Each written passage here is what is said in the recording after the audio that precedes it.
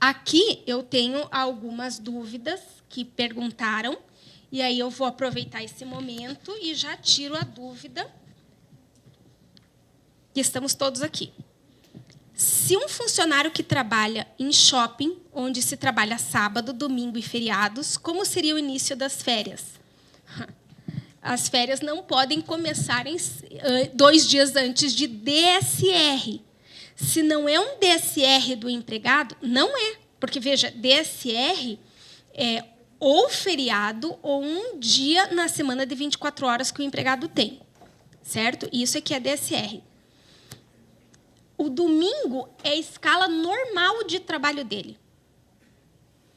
Não é o DSR dele. Então, eu posso começar as férias na sexta-feira? Posso, porque eu estou na minha escala normal. Domingo é dia normal, eu posso começar as férias na sexta-feira. Agora, em se tratando de feriado, não poderia. Tá? Então, o mesmo se aplica para trabalhadores de shopping. O início das férias não coincidir com 2 dias antes de feriados e o dia de 24 horas, o descanso. O mesmo se aplicaria aqui. Tá? A outra seria, no caso do intermitente, se tiver que completar, a contribuição será através do GPS? Então veja, está escrito aqui na legislação, na CLT, e isso eu fiquei abismada, me assustei com a CLT querendo mexer na Previdência. Ele disse assim, 911, tá? É regra nova, medida provisória. 911-A. Olha o que está escrito aqui. O empregador efetuará o recolhimento das contribuições previdenciárias próprias e do trabalhador e o depósito do FGTS com base nos valores pagos no período mensal e fornecerá ao empregado o comprovante do cumprimento dessas obrigações. Até aí, beleza. Não é o que a gente faz hoje? É o que a gente faz hoje. Parágrafo 1º. Os segurados enquadrados como empregados. Então, ele disse, na qualidade de empregado, que no somatório de remunerações auferidas num mês a um ou mais empregadores, independentemente do tipo de contrato de trabalho, receberem remuneração inferior ao salário mínimo mensal, ele não está obrigando, ele fala, poderão recolher ao regime geral de previdência social a diferença entre a remuneração recebida e o valor do salário mínimo mensal, em que incidirá, eu vou responder aqui agora a pergunta, em que incidirá a mesma alíquota aplicada à contribuição do trabalhador retida pelo empregador. Se a alíquota que foi aplicada a ele foi 8%, se ele está dizendo que é a mesma alíquota, então quanto que seria? 8%. Só que, vamos lá. Parágrafo 2º. Na hipótese de não ser feito recolhimento complementar, porque não é obrigatório, vocês viram, né? Não é obrigatório. Eu ganho R$600 no mês. A empresa descontou 8% de 600. Certo? Ponto. Eu sou obrigada a pagar a diferença para até chegar no teto? Não, não sou obrigada. Eu não sou obrigada. Na hipótese de não ser feito o recolhimento complementar previsto no parágrafo 1º, o mês em que a remuneração total recebida pelo segurado de um ou mais empregadores for menor que o salário mensal, não será considerado para fins de aquisição e manutenção de qualidade de segurado no regime geral, nem para o cumprimento dos períodos de carência para a concessão dos benefícios previdenciários. Quer dizer, aquele mês não vai contar como contribuído. Ele está querendo dizer assim, ou você paga a diferença, ou se você ficar, pense, você vai ficar 12 meses pagando R$600. Perdeu a qualidade de segurado. Aí você vai ficar doente, vai receber benefício na Previdência? Não, porque você perdeu a qualidade de segurado. Então, esse poderão, na verdade, é quase que dizer assim, ó, pague. Só que eu, nessa poderão, eu vou pagar como? Facultativamente numa GPS, né? Não é assim? Só que existe GPS você pagando a alíquota de 8%? Vão ter que criar um código de GPS específico para essa modalidade de contribuição. Você compreende? Aí, respondendo a pergunta aqui, vai pagar em GPS? Vai. Não tem outra forma de pagar. Você vai pagar em GPS. A alíquota será de 8 ou 20? 8? Mas qual é o código do GPS? Não tem. Vai sair ainda. Tá? Não tem. Aguarde. Quanto ao trabalho em tempo parcial, você vê como é sério isso, gente. Né? Quanto ao trabalho em tempo parcial, ele deve ser realizado em caráter temporário? Não obrigatoriamente. Contrato em regime de tempo parcial pode ser prazo determinado, mas também pode ser indeterminado. E pode ser temporário também. Não tem problema nenhum. Não é a pergunta, se a pergunta é obrigatoriamente, não obrigatoriamente. O tempo parcial deve ser em caráter temporário? Não, pode ser em caráter indeterminado. Em caso de servidor público seletista, é estranho falar assim, né? Servidor público seletista. É melhor falar empregado público. A jornada de trabalho em tempo reduzido, quando estabelecida por plano de cargos e salários entre 20 e 30 horas semanais, é considerado como um regime em tempo parcial? Depende do contrato. Se ele é seletista, vale a regra da CLT. E o contrato de trabalho é que vai definir a forma de contratação. Se eu fui contratado em regime de tempo parcial, aí sim vai ser um contrato em regime de tempo parcial.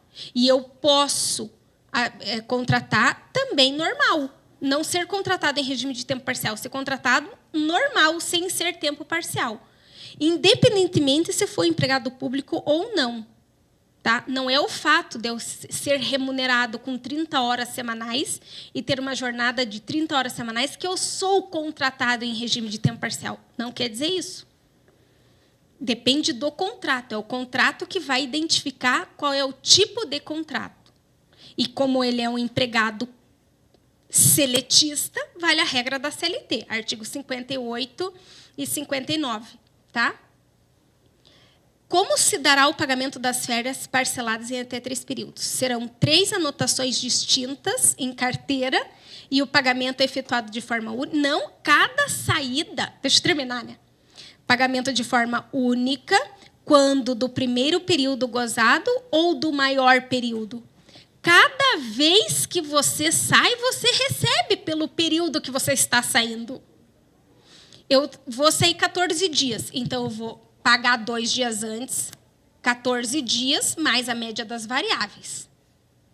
Aí depois vou sair 8 dias. Vou pagar 2 dias antes, 8 dias, mais a média das variáveis de 8 dias. Daí depois vou sair, claro, dentro do período concessivo. Depois vou sair mais 8 dias. Então, vou pagar 2 dias antes desse terceiro período aquisitivo, os 8 dias, mais a média das variáveis. Cada saída é um pagamento de férias. Cada saída vai gerar lá no e-social o arquivo digital afastamento pelo motivo férias, onde você vai colocar todas as informações em relação a quando você está pagando, quando que ele está saindo, se foi feito o exame de retorno da gestante, porque não existe mulher voltar de licença maternidade e já sair de férias. Não existe isso. Né? Se alguma vez vocês fizeram, não existe. Tem que voltar, faz o exame de retorno, apta, ela pode sair. Aí você paga, 2 dias depois ela sai. O que não quer dizer que deixou de existir o aviso de férias. O aviso de férias continua valendo 30 dias, no mínimo, aviso de férias com no mínimo 30 dias. Ele está dizendo no mínimo 30 dias. Então, ele está dizendo que tem que ser. E como não existe aviso de férias no e-social, vocês podem continuar fazendo que nem vocês fazem hoje. Né? Que eu sei como é que vocês fazem hoje. Mas eu não estou dizendo que é para continuar, mas não vai interferir no e-social, embora você vai ter que colocar lá a data do aviso. Mas você vai colocar no arquivo do afastamento, porque não existe um arquivo de aviso de férias. Tá? Então, vai ser parcelado o pagamento nos períodos em que ele sair. Tá? Serão anotados na carteira de trabalho. Eu não sei se vocês viram que está atualizando agora a carteira de trabalho. E que agora, para você fazer pedidos de carteira de trabalho, vai modificar, porque não vai ter mais, né? No futuro. Quem é aluno meu já faz tempo, sabe que eu venho falando sobre essa regra que foi publicada agora do CPF, do CPF para todo mundo. Eu venho falando já faz tempo, é que demorou para sair. Eu achei que ia sair antes. Mas, no futuro, a gente não vai ter mais esse monte de número que a gente tem.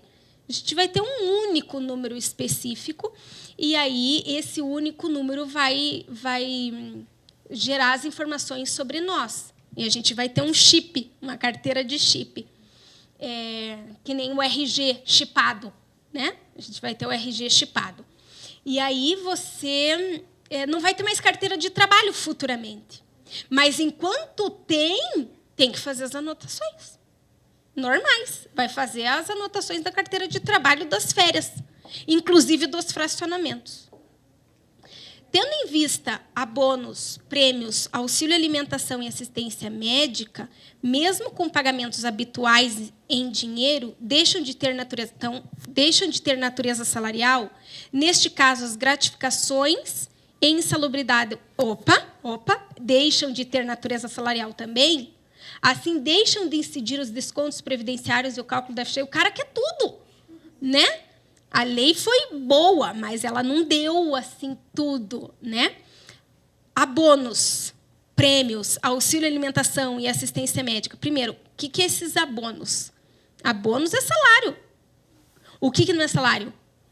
Prêmio pago 2 vezes por ano. Isso aqui não é salário. A questão de auxílio alimentação não é salário, assistência médica não é salário. Os prêmios pagos todo mês é salário, certo? Então, integram a remuneração, sim. Tem natureza salarial e as gratificações têm natureza salarial. Insalubridade tem natureza salarial. Nada deixou de ter incidência e reflexo. O que deixou de ter foi ajuda de custo limitada a 50% e as diárias para viagens sem limite, né? Diárias para viagens não tem incidência, prêmios 2 pagamentos no ano, alimentação, plano de saúde, isso é que não tem caráter salarial. Fica claro lá no artigo 457, tá? Então, o que é? Prêmio 2 vezes no ano. Mais fácil dizer assim, prêmio 2 vezes no ano. Alimentação, que não seja dinheiro, plano médico e plano odontológico, não interessa qual é a forma de concessão, diárias para viagens, que não qualquer valor pode exceder a 50%. O resto é salário. O resto é salário. Beneficiou, mas não tanto. Tá? Então, gratificações e adicional de insalubridade continua tendo todas as incidências normais. Não mudou nada. Tá. Para responder aqui. Deixa eu aproveitar aqui. Já. Tá. Ok. Considerando que o aprendiz pode ter salário inferior a um salário, O período de contrato de trabalho especial de aprendizagem não será computado para... Olha, então aqui, como eu acabei de dizer o artigo 911-A, sim, não teria. Tá? O aprendiz que ganha R$600 é o quê? Empregado. Mas não é mais computado para fins de aposentadoria. Então, é errado falar isso. Não é para fins de aposentadoria, é para fins de qualidade de segurado e carência. Então, esse período que você paga menos do que um salário mínimo não computa para qualidade, para você manter a qualidade de segurado e não computa para fins de carência, tá? Sim, se aplica para o aprendiz, a regra. Dá para se aplicar para o aprendiz, sim. Era só isso? Era. Até nos contratos de experiência, o prazo para o pagamento... Sim, até nos contratos de experiência. Terminou o contrato de experiência, 90 dias, você tem 10 dias para pagar. Tá? Mesmo no contrato de experiência, o prazo é 10 dias. Nos indeterminados, todos. 10 dias. Não existe mais primeiro dia útil seguinte ao término. Tá? Convenção pode obrigar a homologar no sindicato? Isso não está no artigo 611. Nem no A, nem no B. Sobre a questão da homologação. Tá? A gente vai ter que ver as próximas convenções coletivas, como é que vão ser. Tá? E essa questão sobre o sindicato obrigar a homologação, aí vai ter várias interpretações sobre essa posição. Várias interpretações sobre isso. A minha interpretação é de que não, o sindicato não pode obrigar a homologar. Tá?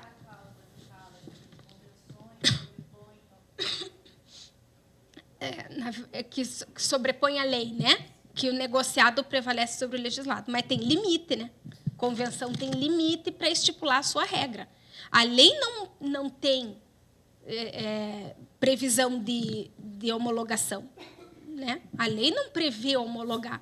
E o requisito da homologação é, hoje, apenas para fins de saque de FGTS e seguro-desemprego, na esfera legal.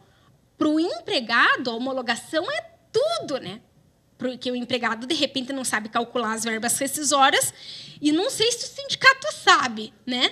Mas a proposta é que o agente homologador ele calcule e confira, né? É um auxiliar do trabalhador, né? É um auxiliar do trabalhador. Essa é a proposta.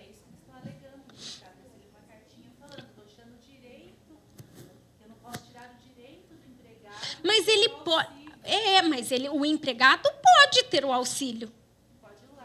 O empregado pode ter o auxílio. O empregado pode chegar no sindicato e falar, sindicato, me ajude a calcular aqui a minha rescisão, porque eu não sei.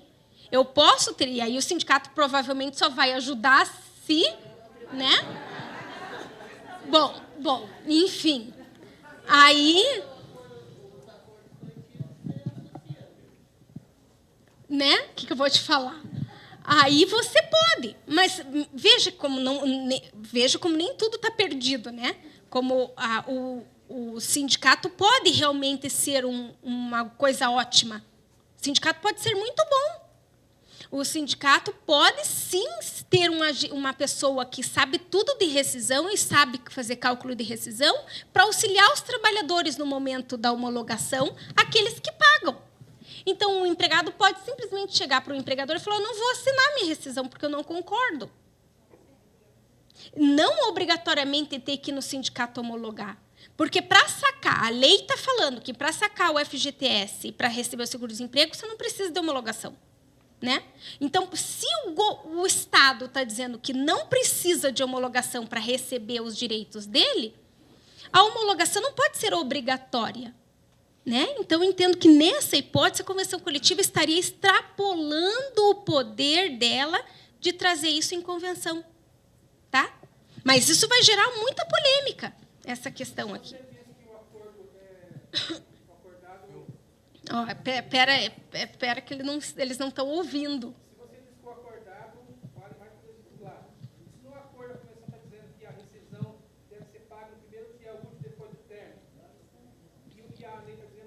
Pois é, você veja, a lei está falando que é até 10 dias. O que ele perguntou? Ele perguntou o seguinte: se eu disse que o negociado prevalece sobre o legislado, se a convenção coletiva estipular que o prazo do pagamento tem que ser no primeiro dia útil seguinte, porque está na convenção coletiva e se ela prevalece sobre o legislado, né, eu teria que pagar no primeiro dia útil seguinte, porque está na convenção coletiva. A lei está dizendo que o prazo do pagamento é até 10 dias. Ela não está dizendo que é 10 dias. Está dizendo que é até 10 dias. Então, poderia a sua convenção coletiva dizer que o prazo do pagamento, nos casos de contrato por prazo determinado, é o primeiro dia útil seguinte ao término? Pode. E aí você respeita a convenção coletiva, porque ela não está contrariando a lei. Porque a lei não disse que é 10 dias. Ela disse até 10 dias. Então, não existe uma contrariedade. E ela não está sendo arbitrária. Então, ela está respeitando o artigo 611. Entende? E aí vai prevalecer a informação, a regra da convenção coletiva. Tá? Vai depender das convenções coletivas a partir de agora. Rescisão do contrato, artigo 477 da CLT. Qual é a forma mais adequada para comunicar o Ministério do Trabalho e o sindicato? Bom, hoje não existe. Qual que é a forma hoje de se comunicar o Ministério do Trabalho ou o sindicato de uma rescisão? Hoje não existe. Hoje não existe. Seria o termo de rescisão do contrato você enviar, né? Com o E-Social, a partir do ano que vem, a forma de se comunicar vai ser através do E-Social. Hoje não existe. Aí ele pergunta a forma mais adequada para fazer a comunicação. Você vai ter que fazer a comunicação. Não existe uma forma para se fazer essa comunicação. Mas não, pois é, a CAGED é uma informação de que você fez a rescisão. É uma comunicação. E como é que você comunica o sindicato da rescisão, né? O Homolognet, esquece o Homolognet. O Homolognet não é obrigatório, o Homolognet é exclusivo do Ministério do Trabalho. A Caixa não saberia para liberar. Se esse fosse o requisito para liberar o FGTS, o Homolognet não ajudaria, porque a Caixa não teria conhecimento, só o Ministério do Trabalho. Então, hoje, não existe uma forma específica para se comunicar a rescisão, mas terá com o E-Social, porque aí você vai fazer ali a informação pelo layout do desligamento. Tem sindicatos enviando aviso dizendo que é obrigatória a homologação lá no sindicato. Então, aí fica, né, a resposta em relação à questão do artigo 611B da CLT. O prazo de pagamento de 10 dias para uma rescisão vai valor também para aviso prévio trabalhado? Rescisão, prazo de pagamento de verbas rescisórias. Você tem que pagar as verbas rescisórias. O aviso prévio trabalhado, ele trabalhou o último dia do término do aviso prévio, a empresa tem 10 dias para fazer o pagamento das verbas rescisórias todas, inclusive do aviso prévio trabalhado. Tá?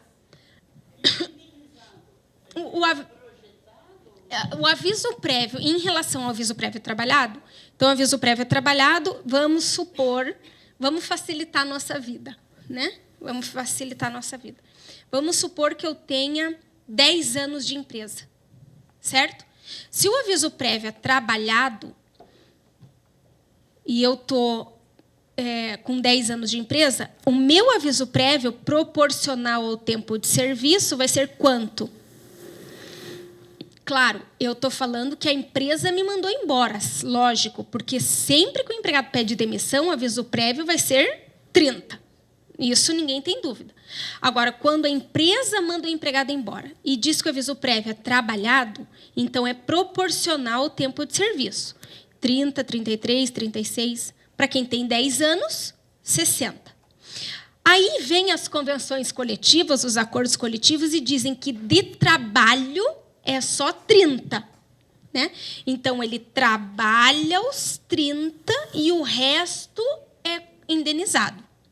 Ora, eu trabalhei os 30, fechou o último dia, começa o prazo de 10. O que hoje o sindicato fala? Não, é aviso prévio trabalhado, então você tem que pagar no primeiro dia útil seguinte. Então, você trabalha os 30 e teria que pagar no 31º, certo? Qual que é a alteração agora? A alteração é que terminou os 30, você ganha 10.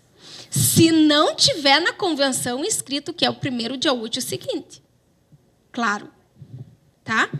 Tem que cuidar. Agora, em relação a aviso prévio indenizado. Vamos lá, o aviso prévio indenizado, que foi a tua pergunta.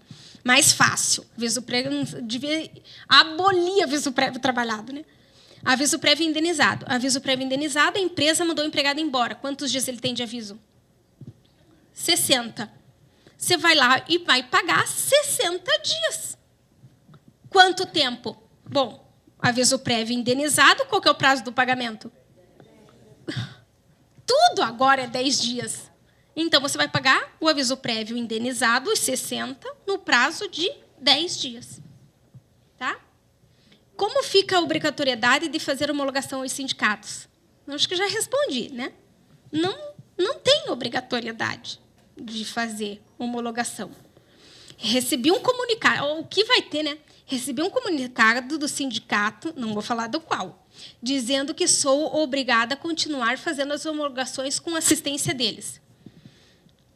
Não. Não é obrigada.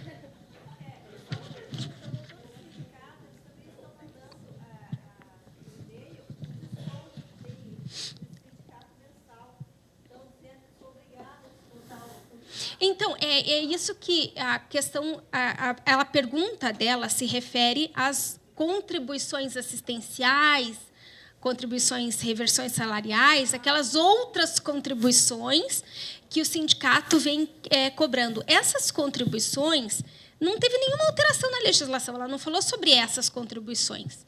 Essas contribuições são contribuições totalmente discutíveis, a justiça hoje é cheia de processo sobre a discussão dessa contribuição assistencial aí. A contribuição assistencial é ato de convenção coletiva e de acordo coletivo. E isso quer dizer que não é uma imposição legal. Isso quer dizer que ninguém é obrigado a pagar, que não seja filiado. Entende? Então, eu vou te dizer o seguinte, é obrigado a pagar? Eu não posso te dizer assim, não pague.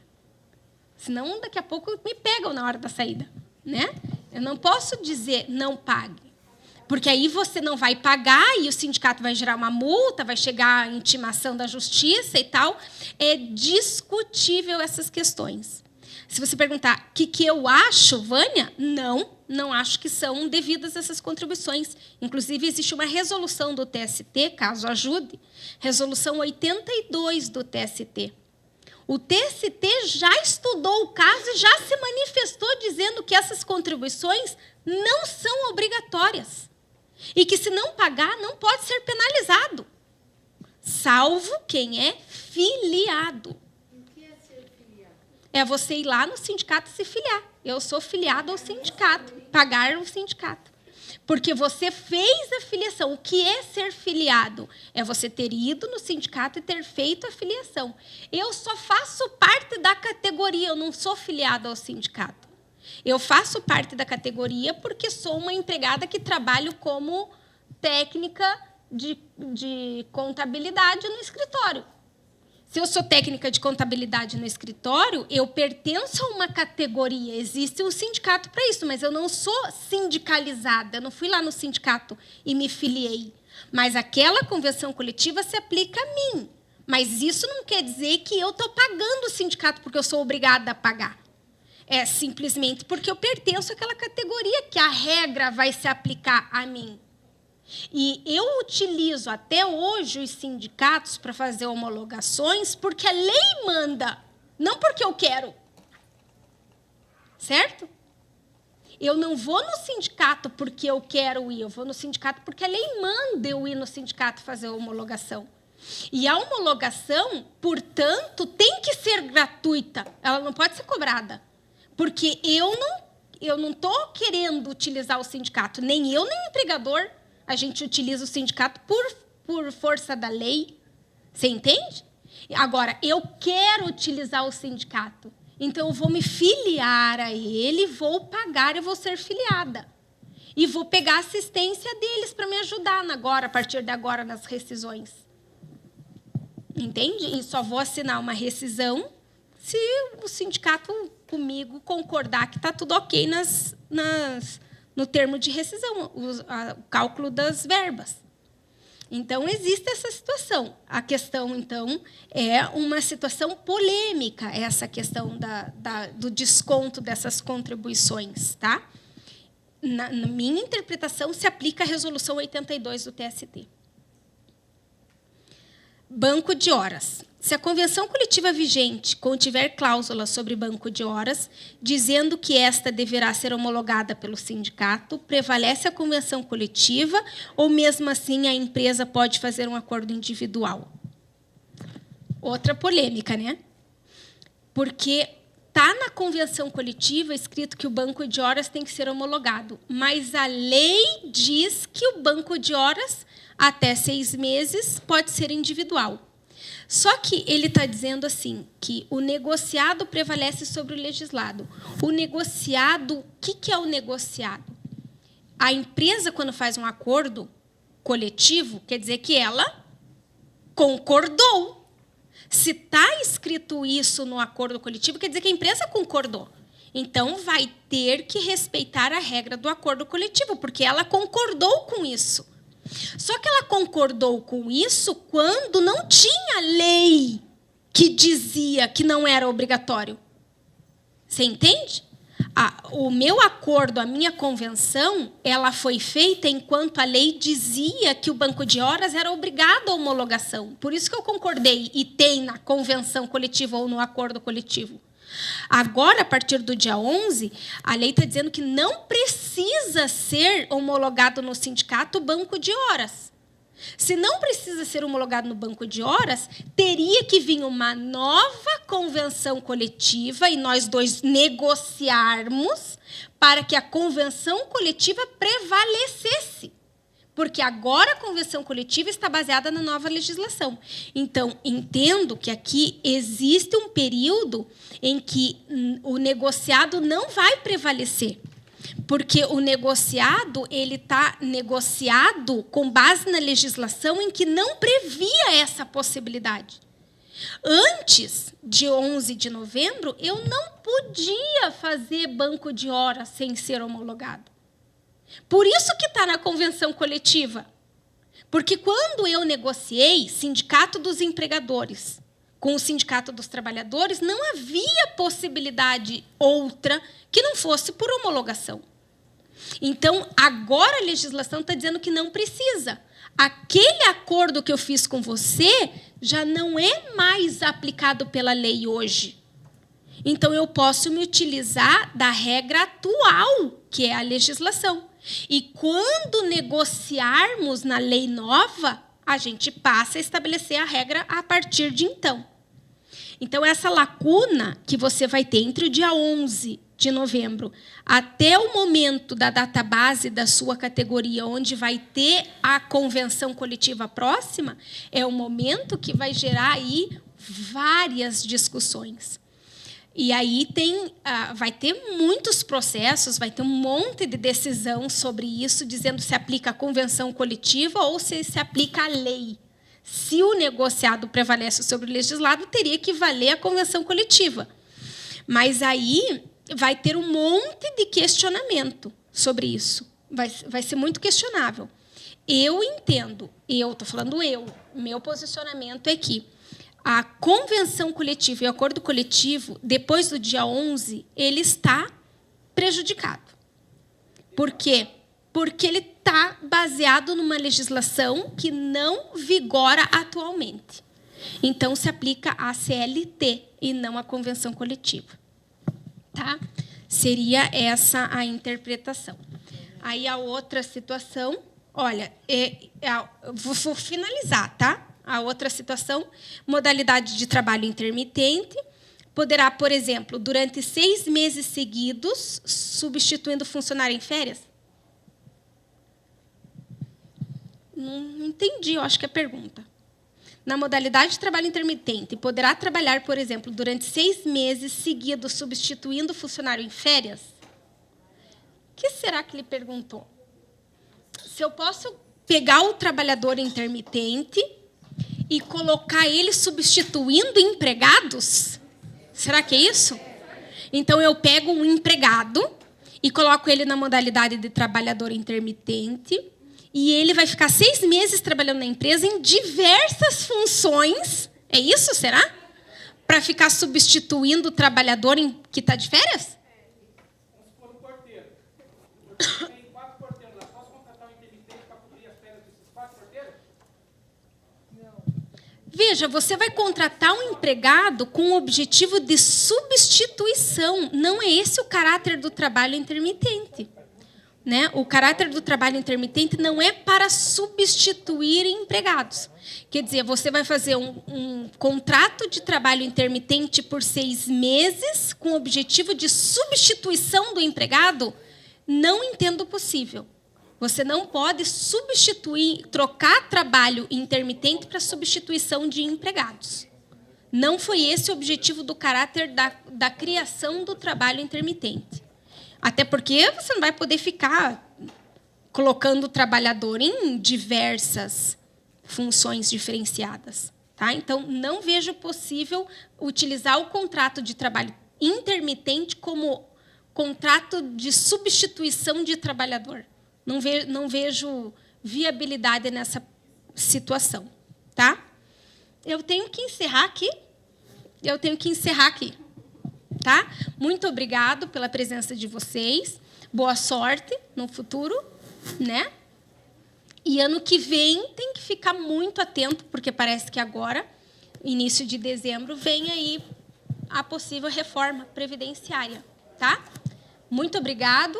Até a próxima. Obrigada.